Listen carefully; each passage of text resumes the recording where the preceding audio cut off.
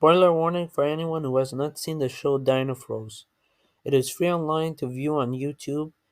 And now let's get back to the episode.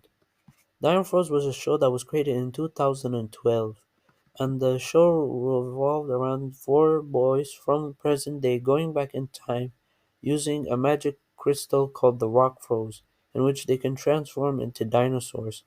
Mainly, this revolved around Tom, who was the captain of the group and the leader, who can transform into the powerful Tyrannosaurus Rex, and and also his friend John, who could transform into a Smilodon, and his friend and Bob and Eric, who transformed into a pterodactyl and a pterosaur, respectively.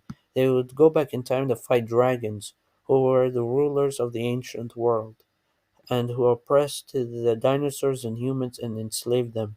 And then a prophecy was revealed that the four magic dinosaurs from the present would return to save the world from these tyrants.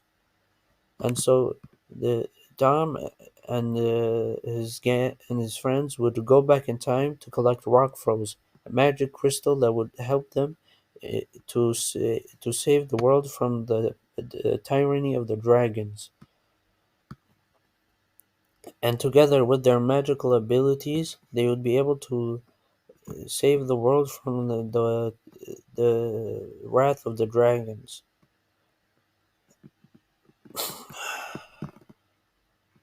And in the second season, Tom can transform into a raptor, a gorilla, and a smilodon, and the Tyrannosaurus Rex, including more. Now, during the second season, only he, as the chosen one, can transform into the Dinofroz, while his friends cannot.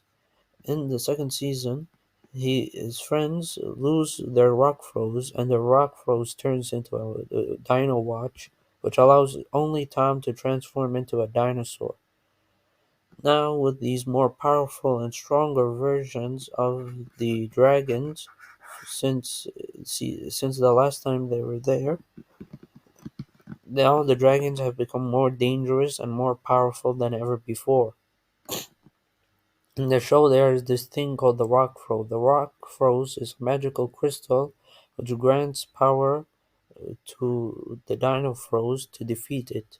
And it's also the same power that also led to the victory of the dragons. And Truik is one of the dragons who was once a general of Nesseron, but then he went to the future and found out that the Dinofroz won. But when he went back in time to tell people that he was when he told the fate of what would happen to the dragons in the future, they didn't believe him, and thought he was a traitor. And so Nasseron, the evil lord of the dragons, cast him out and banished him and put him in a prison.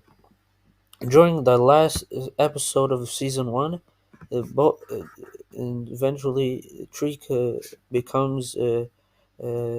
becomes Drakemon, the Lord of the Dragons, during season two, and he nearly wins with the help of the comet Fire Rock.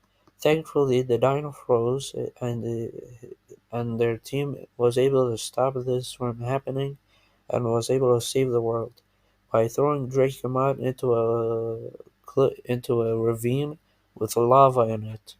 And so after an intense struggle, they managed to succeed and defeat Dracomon and prevent him from taking over the world and destroying it, leaving it to become an abyss.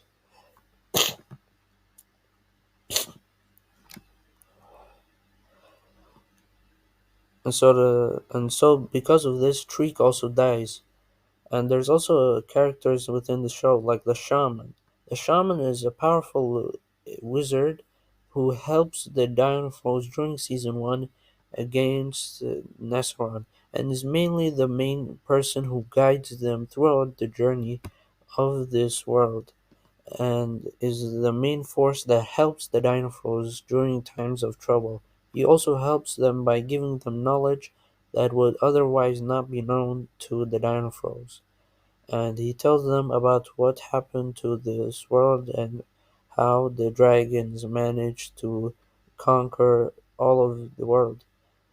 And so he explains that Nesseron, using the armies of his dragon warriors, was able to oppress and enslave the humans and the dinosaurs alike, and would use them as slavery for his for his kingdom.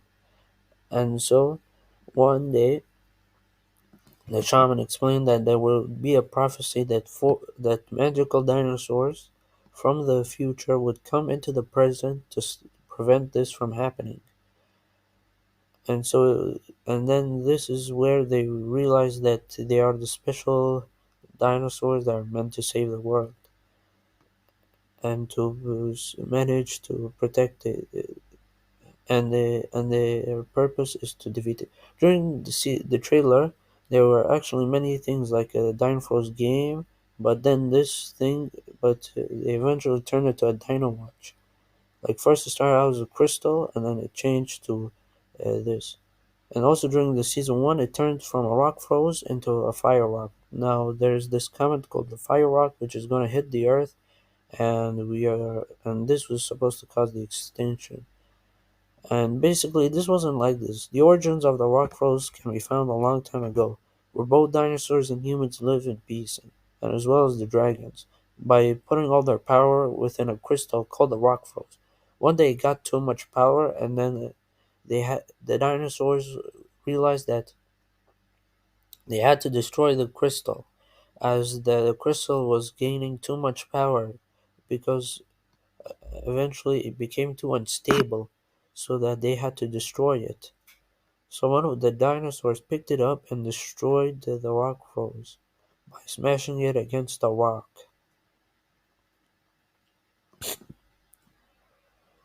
And now, because of the destruction of the rock froze, this through a wind, the rock froze spread across the land, thus explaining why there were so many rock froze all across the world.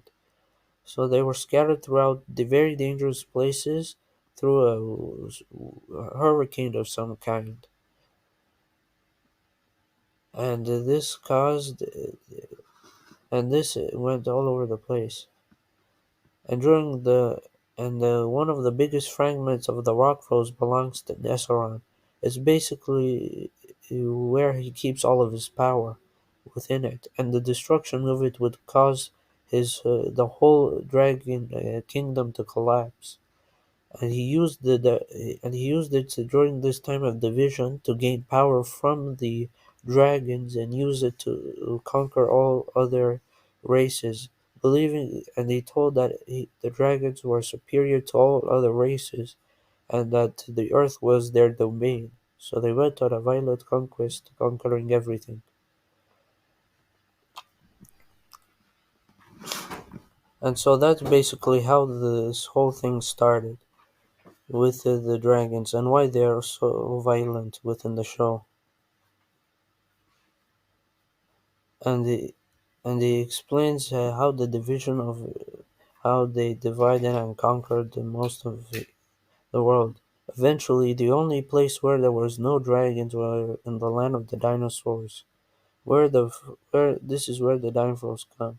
There are also people like Warnell, who is James Carter's friend, aka Tom's dad, and he's responsible for numerous plots, including the Jurassic truck, and also humans who went to the back in time. James Carter is the guy who we first meet in the first episode, who shows us a fossil, and it's like the tooth of Nesseron, and along with the dragon tooth, he finds the rock froze. And there's also Melston, a mammoth who can talk. Melston's family was tortured in front of him, and they couldn't bear the pain, and they eventually died one by one. He is a way to help the